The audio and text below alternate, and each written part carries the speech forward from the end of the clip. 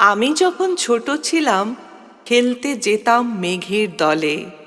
একদিন এক মেঘবালিকা প্রশ্ন করল কৌতূহলে, এই ছেলেটা, নাম কি রে তোর? আমি বললাম, ফুসমন্তর। মেঘবালিকা রেগেই আগুন, মিথ্যে কথা, নাম কি অমন হয় কখনো? আমি বললাম, নিশ্চয়ই হয়, আগে আমার গল্প শোনো।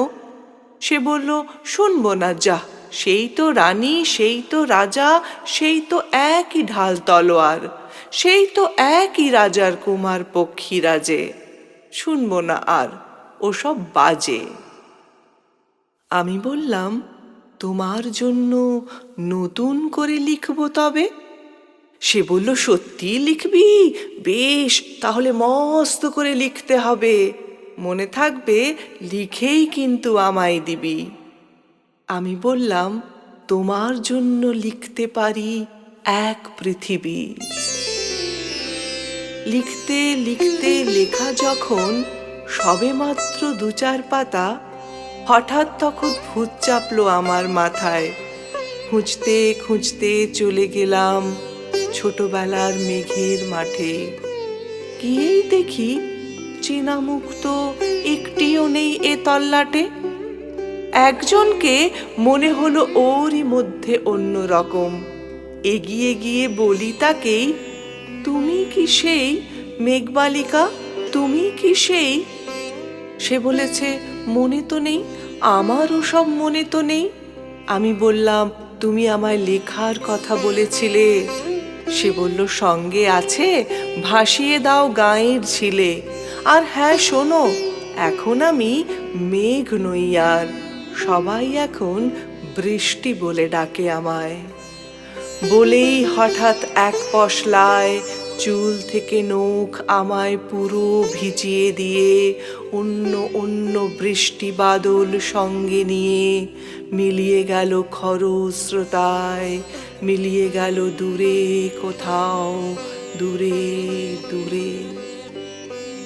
বৃষ্টি বলে ডাকে আমায়, বৃষ্টি বলে ডাকে আমায়। আপন মনে বলতে বলতে আমি কেবল বসে রইলাম ভিজে একসা কাপড় জামায় গাছের তলায়। বসেই রইলাম, বৃষ্টি নাকি মেঘের জন্য। এমন সময় অন্য একটি বৃষ্টি আমায় চিনতে পেরে বলল, তাতে মন খারাপের কি হয়েছে, যাও ফিরে যাও, লেখো আবার, এখন পুরো বর্ষা চলছে, তাই আমরা সবাই এখন নানান দেশে ভীষণ ব্যস্ত। তুমিও যাও, মন দাও গে তোমার কাজে, বর্ষা থেকে ফিরে আমরা নিজেই যাব তোমার কাছে। এক পৃথিবী লিখব আমি, এক পৃথিবী লিখব বলে ঘর ছেড়ে সেই বেরিয়ে গেলাম, ঘর ছেড়ে সেই ঘর বাঁধলাম গহন বনে। সঙ্গী শুধু কাগজ কলম, একাই থাকবো, একাই দুটো ফুটিয়ে খাবো, ২-১ মুঠো ধুলো বালি যখন যারা আসবে মনে, তাদের লিখব, লিখেই যাব। এক পৃথিবীর ১০০ রকম স্বপ্ন দেখার সাধ্য থাকবে যে রূপকথার, সে রূপকথা একা আমার। ঘাড় গুঁজে দিন লিখতে লিখতে, ঘাড় গুঁজে রাত লিখতে লিখতে, মুছেছে দিন, মুছেছে রাত। যখন আমার লেখবার হাত অসাড় হলো, মনে পড়ল সাল কি তারিখ, বছর কি মাস, সেসব হিসেব আর ধরিনি। লেখার দিকে তাকিয়ে দেখি এক পৃথিবী লিখব বলে একটা খাতাও শেষ করিনি। সঙ্গে সঙ্গে ঝমঝমিয়ে বৃষ্টি এলো খাতার উপর, আমার আজীবনের লেখার উপর। বৃষ্টি এলো এই অরণ্যে, বাইরে তখন গাছের নিচে নাচছে ময়ূর আনন্দিত। এ গাছ ও গাছ উড়ছে পাখি, বলছে পাখি, এই অরণ্যে কবির জন্য আমরা থাকি। বলছে ওরা, কবির জন্য আমরা কোথাও, আমরা কোথাও, আমরা কোথাও হার মানিনি।